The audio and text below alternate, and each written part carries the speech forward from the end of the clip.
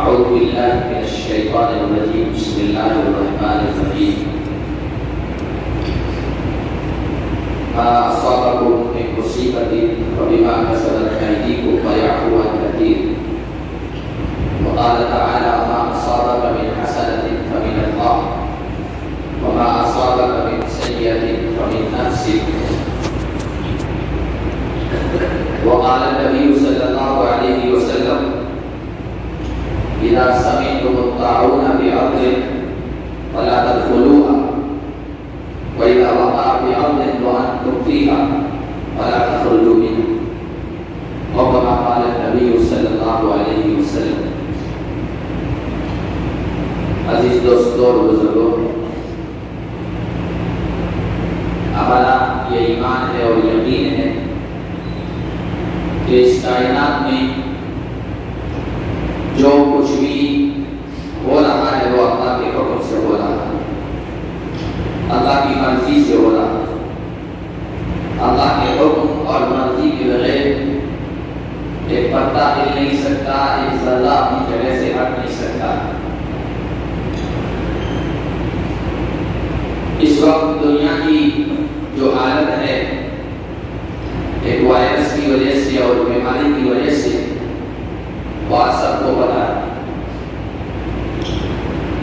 اسلام نے اس طرح کی وبائی بیماریوں میں، وبائی امراض میں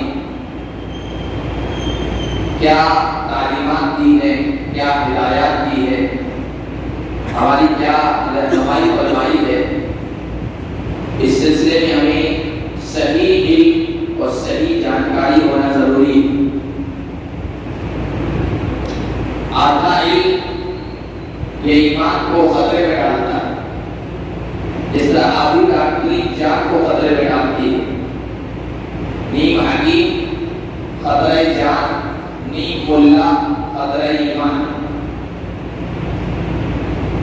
جھولا چھاپ جو ڈاکٹر ہوتے ہیں وہ جان کا خطرہ ہے، اور دین کی صحیح جانکاری، شریعت کا صحیح علم نہیں ہوتا ہے، وہ ایمان کا خطرہ بن جاتے ہیں، جان کا بھی خطرہ بن جاتے ہیں.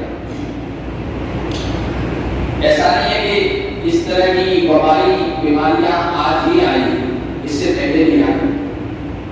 نبی پاک صلی اللہ علیہ وسلم تو قیامت تک کے لیے انسانوں کی رہنمائی کے لیے آئے، تو آپ نے اس سلسلے میں ہدایت دی، صحابہ نے عمل کر کے دکھایا. اللہ پر یقین رکھنے والا، اللہ کی ذات پر توکل رکھنے والا، اللہ کی ذات پر بھروسہ رکھنے والا، موت سے بے خوف اور ڈر صحابہ سے ڈرنا تو ہم نہیں ہو سکتے. صحابہ نے کس طرح ان تعلیمات پر عمل کیا، مختصر وقت میں آپ کے سامنے چند باتیں عرض کرتا ہوں تاکہ صحیح جانکاری ہمیں ملے اور وہ یہ نہ کہہ سکے کہ دین اور شریعت کی صحیح جانکاری ہمیں نہیں مل سکی، ہمیں نہیں بتائی. صحابہ کے دور میں بھی اس طرح کی بیماریاں آئی، وبائی امراض آئے، طاعون آیا، پلیگ آیا، اور بڑے بڑے صحابہ اس کے شکار ہو گئے، ان کی موتیں ہوئی. اس بخاری اور مسلم حدیث کی دو آتھنٹک کتابیں، قرآن کے بعد ان کا درجہ، دونوں میں یہ روایت آئی. حضرت عمر رضی اللہ تعالیٰ عنہ کے دور میں ملک کے شام میں اس طرح کی وبا آ گئی. حضرت عمر مدینہ سے وہاں جا رہے تھے حالات کا جائزہ لینے کے لیے. جب سیریا ملک شام کے قریب پہنچے تو انہیں پتا چلا کہ یہاں تو وبا پھیلی ہوئی. اب کیا کیا جائے؟ مشورہ کیا تو کچھ لوگوں نے کہا کہ آپ اللہ پر بھروسہ کرتے ہوئے آگے چلے جائیں. کچھ لوگوں نے کہا نہیں، اس طرح کشمکش ہے. شام ہوتے ہوئے حضرت عبدالرحمن بن عوف غالباً تھے، وہ اس وقت موجود نہیں تھے، شام کو وہ آئے. پتا چلا کہ اس طرح کی باتیں ہو گئی. حضرت عمر نے موجود لوگوں سے مشورہ کیا کیا کرنا چاہیے، وہاں پھیلی ہوئی وہاں جانا چاہیے یا نہیں جانا چاہیے. حضرت عبدالرحمن بن عوف نے آ کر کہا کہ میں نے اپنے کانوں سے نبی پاک صلی اللہ علیہ وسلم سے اس بارے میں حدیث سنی ہے، ہدایت سنی ہے. وہ حدیث کے الفاظ کیا ہیں؟ اذا سمعتم الطاعون بأرض فلا تدخلوها. حضور نے فرمایا کسی جگہ جب تم طاعون کو سنو، کسی وبائی مرض کو پھیلتے ہوئے سنو تو اس جگہ مت جاؤ، اس جگہ مت جاؤ. خواہ اپنی جان کو رسک میں ڈالو، قضا مت کرو.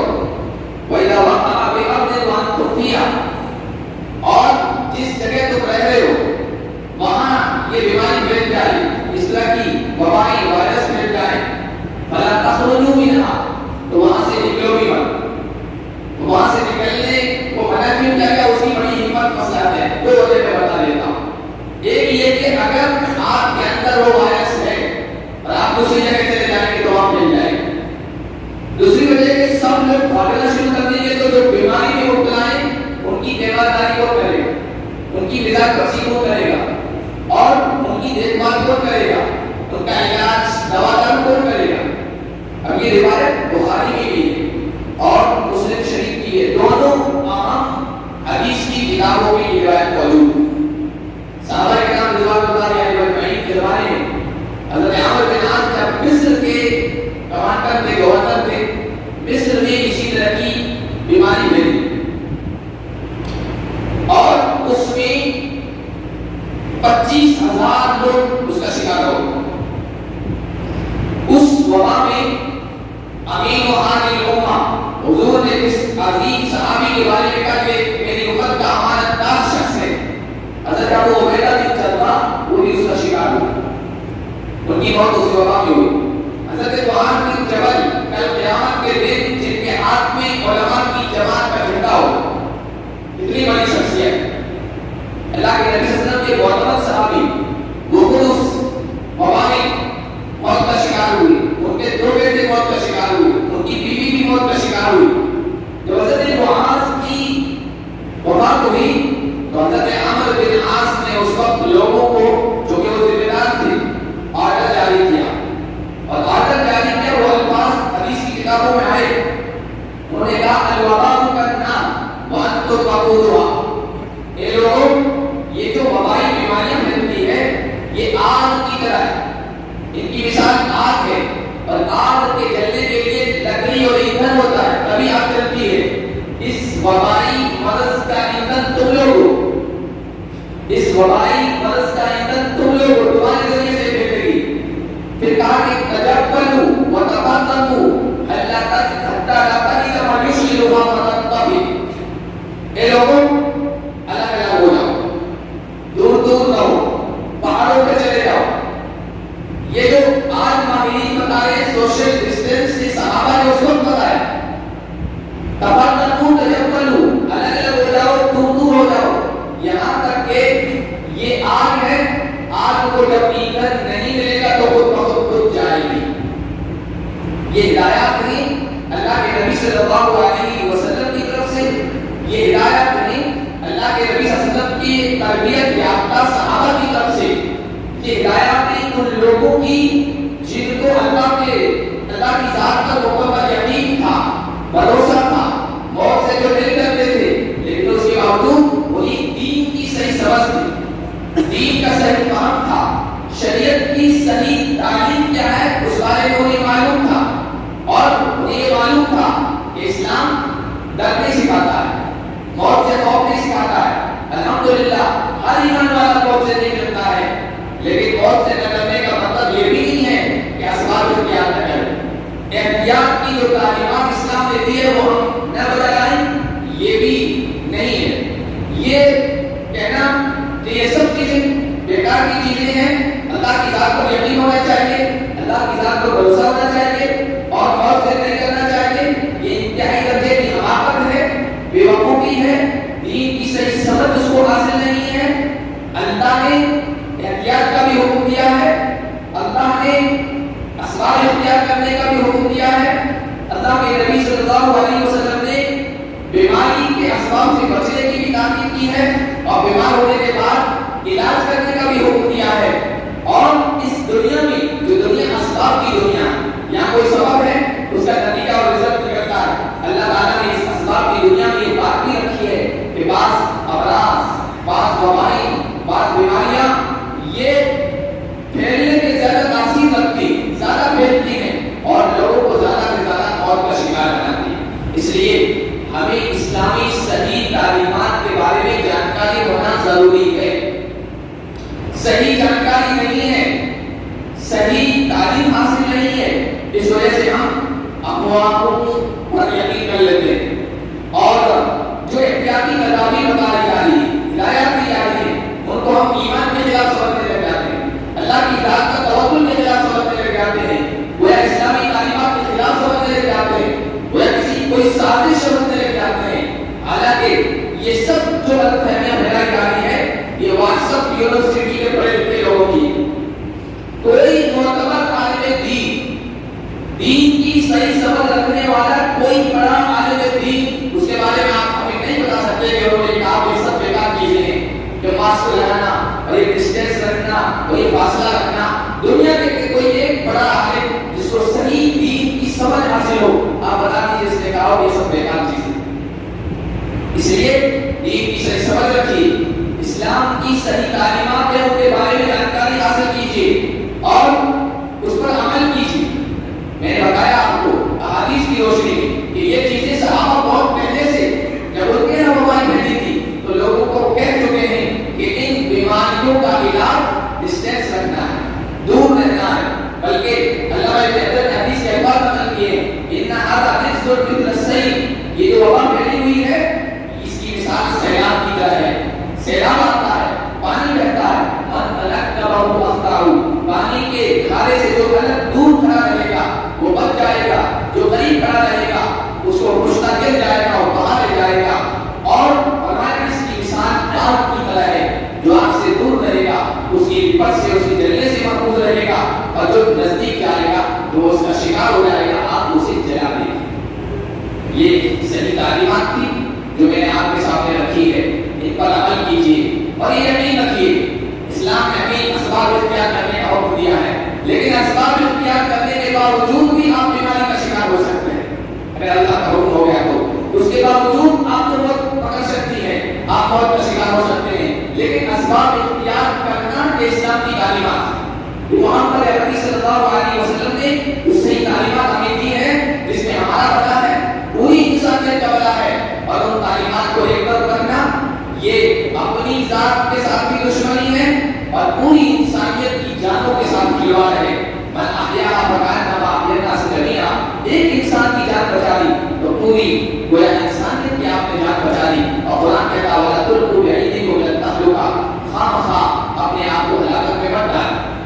اللہ نے جو اسباب اختیار کرنے کا حکم دیا ہے، جو جائز ہے ان کو اختیار کیجیے۔ اس لیے یہ جو بیماریاں ہیں یہ ہر زمانے میں اس طرح آتی رہی وبائی، اور جو ماہرین جن تعلیمات کے بارے میں کہہ رہے ہیں کہ یہ اختیار کرو، ہمیں ان کو اختیار کرنا چاہیے۔ نہ وہ اسلام کے خلاف ہے، نہ قرآن کے خلاف ہے، نہ شریعت کے خلاف ہے، نہ اللہ پر توکل کے خلاف ہے، نہ اللہ پر یقین اور بھروسے کے خلاف ہے۔ یہ عین اسلامی تعلیمات ہیں، یہ عین اسلامی تعلیمات ہیں۔ اگر اسلامی صحیح حکومت ہوتی وہ بھی لوگوں سے نہیں کہتی کہ یہ اسباب اختیار کرو۔ اس لیے ہمیں اپنے اندر شعور پیدا کرنا ہے، احساس پیدا کرنا ہے، ہمیں یہ بتانا ہے کہ ہم دین کے بھی وفادار ہیں، ہم ساری انسانیت کے بھی وفادار ہیں، ہم اپنا بھی بھلا چاہتے ہیں، ہم ساری انسانیت کا بھلا چاہتے ہیں۔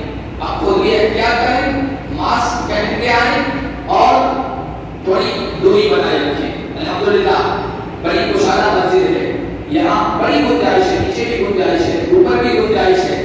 ماسک پہن کر ہی آپ ہر مسجد ہر نماز میں آئیں، آج سے یہ طے کر لیں۔ یہ کوئی اللہ کی ذات پر یقین ایمان اور بھروسے کے خلاف نہیں ہے۔ جو یہ کہتا ہے وہ خود کا ایمان نہیں بنا ہوا، اس کا خود کا اللہ کی ذات پر توکل نہیں ہے اور اس کو خود کو اسلامی تعلیمات کے بارے میں صحیح پتہ نہیں ہے، وہ صرف زبان پر ایمان اور یقین کی بات کرتا ہے، صحیح اسلامی تعلیمات اس کو حاصل نہیں ہے۔ اس لیے ماسک پہن کے آئیے، آپ کا بھی بھلا ہے، سب کا بھلا ہے، پوری انسانیت کا بھلا ہے، اور تھوڑا ڈسٹینس رکھ کے نماز ہو جاتی ہے۔ ایسے حالات میں مجبوری میں بہت گنجائش ہے انشاءاللہ۔ اگر یہ اختیار ہم کریں گے تو مسجد کی عبادتوں سے انشاءاللہ ہم معلوم نہیں رہیں گے، ورنہ کچھ بھی ہو سکتا ہے۔ دوسری بات، اللہ پر ذات، اللہ کی ذات پر یقین، توکل، بھروسہ کب ہوگا؟ جب ہم سارے اسباب پر عمل کر کے اختیار کر کے پھر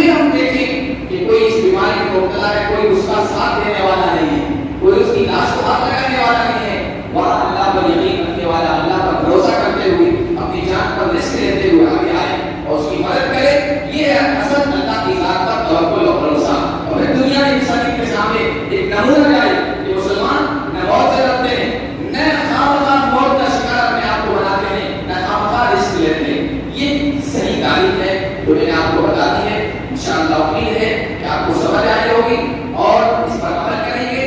اپنے بچوں کو بھی صحیح تربیت دیں. ہمارے بچے گلیوں میں کس طرح گھومتے پھرتے ہیں بغیر ماسک کے، یہ صحیح شعور نہیں، یہ صحیح بیداری نہیں ہے. اور عمل کریں، اپنے بچوں کو بھی اس کی تربیت دیں.